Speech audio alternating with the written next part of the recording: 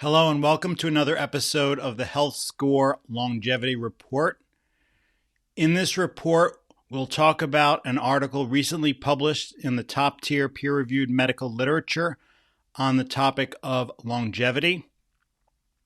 I'll put that article in the context of what's already known. I'll make recommendations for you based on what the researchers discovered, and I'll tell you what I personally do. Hi, my name is Nick. I'm a board-certified family physician with over a decade of clinical experience. I focus on longevity, and I'm the founder of the HealthScore Longevity Program. In this week's episode, we're looking at a study that asked the question, does being physically active reduce your risk for becoming depressed? Before we jump into a discussion on depression, I want to make sure we're all on the same page with an understanding of what depression actually is. In medical school, we learn to recognize depression using the mnemonic SIGI CAPS. There are 9 symptoms of depression: depressed mood, and then the SIGI CAPS. Changes in sleep, that could be more sleep or less sleep. Interest, less interest in doing things. Feeling guilt, feeling a decrease in energy or concentration. Having appetite changes.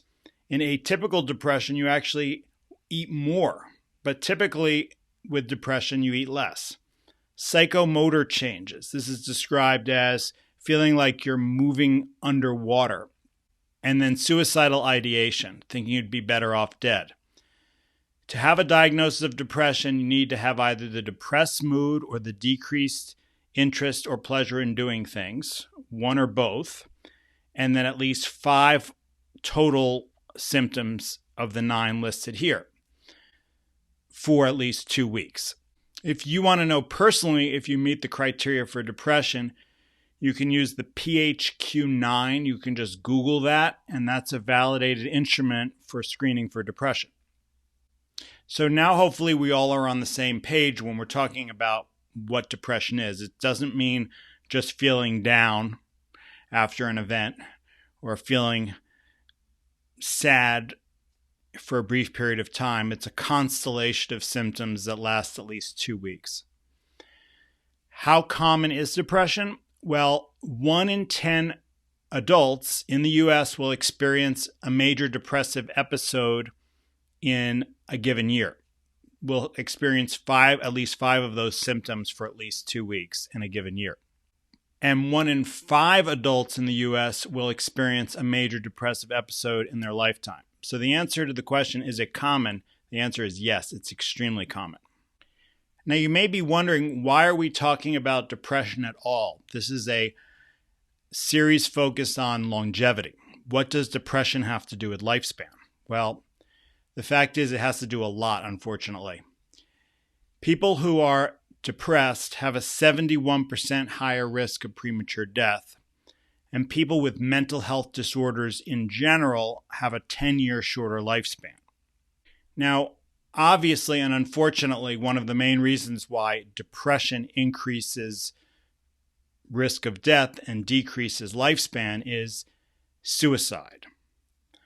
1 in 5 deaths associated with depression is a result of suicide. So it doesn't tell the whole story of why people who are depressed have a higher likelihood of a premature death and a lower lifespan. In fact, there are 2 other contributing factors to the detrimental effects of depression. The second is cortisol. When we're depressed, we're in a chronic state of activated sympathetic nervous system. The sympathetic nervous system is our fight or flight response. And when we're depressed, we're releasing cortisol into the body to prepare for the fight or the flight. This is great in the short term and on the savannah when we were being chased by a lion or needed to fight. But in a long-term chronic state, elevated cortisol, a chronically turned on sympathetic nervous system, is very damaging. It increases blood sugar, leading to diabetes and obesity. It increases blood pressure, and it suppresses the immune system. It also decreases serotonin levels, which ironically and unfortunately lead to further depression. And finally, being depressed leads to unhealthy behaviors, which in turn shorten lifespan. People who are depressed are more likely to use tobacco. They're more likely to drink in excess.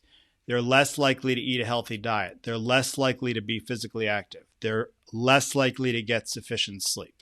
As well, it's been observed that preventive services in healthcare, everything from getting a colonoscopy to a mammogram to getting your cholesterol checked, are less likely to be delivered in people who are depressed. Why is that the case? Perhaps people who are depressed are less likely to seek medical care, and when depression becomes the primary diagnosis of the visit, it can crowd out other priorities. Any discussion of exercise should include a discussion of a definition of exercise. In the study we're about to look at, the researchers were looking at aerobic exercise. This is when you elevate your heart rate for a prolonged period of time. There's two categories of physical activity that are included in aerobic exercise. One is moderate intensity, and the other is vigorous intensity. A moderate intensity exercise will get your heart rate up to 50 to 70% of its maximum. Vigorous intensity exercise will get your heart rate up from 70% to 85%. Your maximum heart rate is 220 minus your age. So for someone who is 40 years old, their maximum heart rate is 220 minus 40, 180. So a moderate intensity activity would get their heart rate up to 50% of 180 or 90 beats per minute. You don't really need to do complicated math. You can wear a Fitbit or Apple Watch, and this will tell you when you are engaged in active minutes, which they'll define as 50% or greater of your max heart rate based on your profile that you enter into their watch. You can also kind of get a ballpark idea of whether you're doing moderate intensity because it's difficult to sing a song, but you can carry on a conversation. With vigorous intensity, you can't carry on a conversation without having to take breaths every couple of words. So those are three ways of determining whether what you're doing is moderate or vigorous. It can be based on your maximum heart rate. It can be based on what your watch tells you, and it can be based on how easily it is to speak. Examples of moderate intensity would just be brisk walking, about 3 miles an hour, biking under 10 miles an hour, a doubles game of tennis. I actually found yesterday that while mopping the floor, I was getting active minutes on my Fitbit. So there are many activities that will count as moderate intensity aerobic. Vigorous intensity is jogging or walking uphill, biking more than 10 miles an hour, running, a singles game of tennis, etc. We talked about how prevalent depression is, 1 in 5 adults in a lifetime. How prevalent is physical activity? How active are we as a country? Well, it turns out that 53% of adults are meeting the recommendation to get in 150 minutes of moderate intensity aerobic activity each week, which is about 30 minutes 5 days a week. So about half of adults are getting in the recommended 30 minutes 5 days a week of aerobic activity. If you look at both the goals for aerobic activity, 150 minutes of moderate or 75 minutes of vigorous, and the goals of 2 sessions of strength training, at least 15 minutes in duration, less than 1 in 5 adults gets in both recommendations. So on the whole, we're not very active, and we are pretty depressed. Now that we have an understanding of physical activity, what types of physical activity there are, how active we are as a country, we have an idea of what depression is, how depressed we are as a country, what the harms are from being depressed, we can now turn to this study. This study looked at people who weren't depressed and looked at whether or not they became depressed and looked at how much activity they were engaged in. And they were able to answer the question, are people who are more active less likely to become depressed or not. This study was published in the Journal of the American Medical Association in April 2022.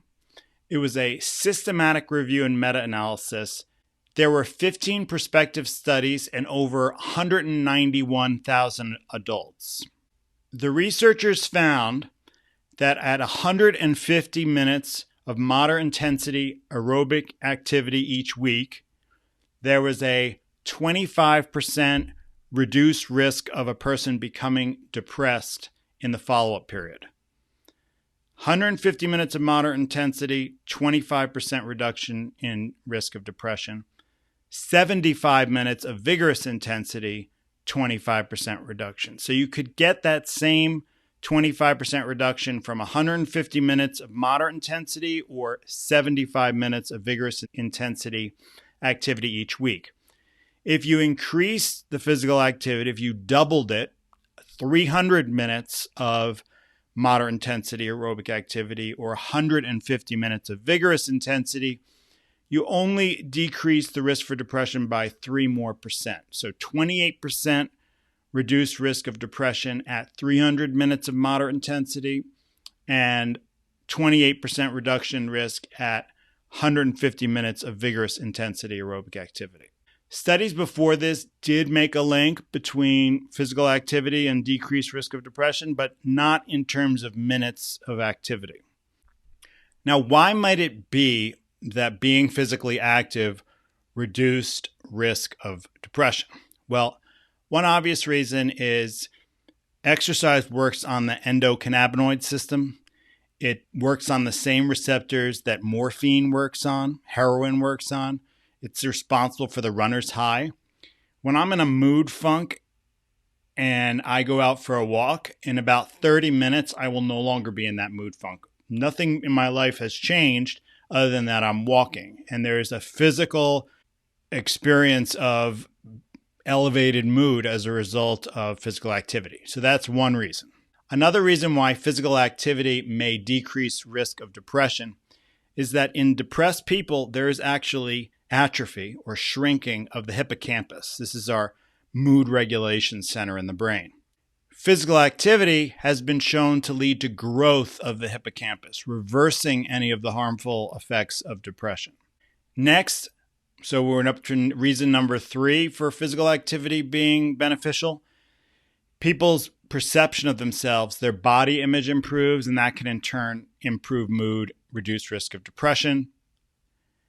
When we're physically active, this is reason number 4, we're likely to have more social interactions. If we're cooped up inside all the time, we're less likely to have social interactions. And having social interactions has been shown to be protective against depression. Reason number 5, improve self-efficacy. If we set a plan to be physically active and carry it out, despite the rain, despite the hardships, despite the deadlines, we feel good about ourselves, and that can in turn reduce risk of depression. And finally, interestingly, exposure to green space. If I'm in my apartment all day, I'm not getting out into nature. If I go for a walk, I'm in nature, and exposure to green space has been shown to improve mood. That's the 6th possible mechanism contributing to the protective effects of physical activity when it comes to not becoming depressed. I want to focus for a second on the default mode network, which is a further way of understanding the beneficial effects of physical activity on the brain and the mood. The default mode network is an area of the brain that's active when we are not engaged in a task. The default mode network is responsible for self-referential thinking, I. When the default mode network casts itself into the future, when we're thinking about ourselves in the future, we can tend to worry about events that will occur, and that can be the cause of anxiety. When our self-referential thoughts cast themselves back into the past and we ruminate about things we've done, that can lead to depression. And one understanding of mood disorders are they are the result of an overactive default mode network. What physical activity does is it gets us out of our heads. It gets us out of that self-referential default mode network and into the world. If you're walking up a hill, it's hard to be worried about your problems or thinking about the future. You're focused on getting up that hill. And any activity that gets us in our bodies, yoga would be another example, will help us quiet this self-referential default mode network area of the brain. I first learned about this area in the book, How to Change Your Mind, by the author Michael Pollan. I highly recommend it for a brief introduction to the topic. So now you have a pretty good understanding of the beneficial effects of physical activity when it comes to the brain and your mood. One other important thing I'm not going to miss when it comes to talking about the benefits of physical activity, in addition to reducing risk of depression, being physically active actually reduced risks of death, reduced risk of all-cause mortality. That's according to a study in the British Medical Journal in 2020. It looked at nearly 500,000 adults. It looked at the recommendations for strength training twice a week or moderate intensity aerobic activity for 150 minutes or 75 minutes of vigorous intensity. For people who strength train twice a week, only 15 minutes a session at least, they had 11% reduced risk of premature death. People who engaged in one of those two types of aerobic activity had a 29% reduction in premature death, and people who did both had a 40% reduction in premature death. So the best place to be was 2 sessions of strength training per week, plus either 150 minutes of moderate intensity aerobic activity or 75 minutes of vigorous intensity aerobic activity. The bottom line, physical activity reduces risk of depression and increases lifespan. Now here's what I personally recommend. In the HealthScore program that I lead, we have a whole module on physical activity, but there's essentially 5 components of physical activity that are proven in the medical literature to reduce risk of premature death, increase lifespan. So what I recommend is you hit all 5. This will do more than just reduce your risk of depression. It will extend your lifespan, optimize your health. The first is get in aerobic activity, 150 minutes of moderate intensity or 75 minutes of vigorous. The second is get in 2 sessions of strength training per week, at least 15 minutes at a time. This is anything that works your major muscles against resistance. It doesn't mean free weights in the gym necessarily. It could be rock climbing. It could be yoga. Next, walk. At least 12,000 steps per day have the greatest benefit on lifespan and health. Number 4, limit sitting. What matters is the total number of hours you sit each day. Keep that under 8 hours. What also matters with sitting is the duration of bouts. Limit episodes of sitting to not more than 30 minutes. So we've got 5 different activity goals for optimal health. Here's what I do. To get in my aerobic activity and my walking, I go for a walk every day at 4 p.m. Here we are. That's me going for a walk every day at 4 p.m. That was me yesterday. I can see from my Fitbit, I'm getting in the amount of aerobic activity I want. It's showing me 119 active minutes per day. All you need is 150 per week. It's showing me I'm getting in the steps I need, at least 12,000 a day. I'm getting in 14,707.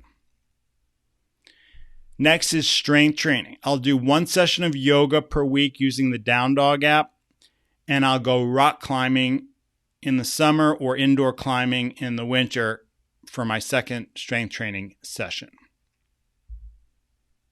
Next, I will limit sitting. I do these presentations standing. I also do all my work standing with a standing desk.